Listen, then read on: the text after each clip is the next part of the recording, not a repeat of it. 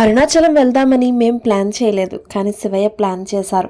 ఎప్పుడెప్పుడా అరుణాచలం వెళ్తానా, శివయ్యని ఎప్పుడు చూస్తానా అని ఎన్నోసార్లు అనిపించేది.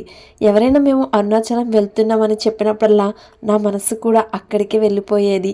కానీ అనుకోకుండా తిరుపతి ట్రిప్ ప్లాన్ చేస్తూ ఒక్కరోజు ముందు అరుణాచలం కూడా వెళ్దామని నిర్ణయించుకున్నాం.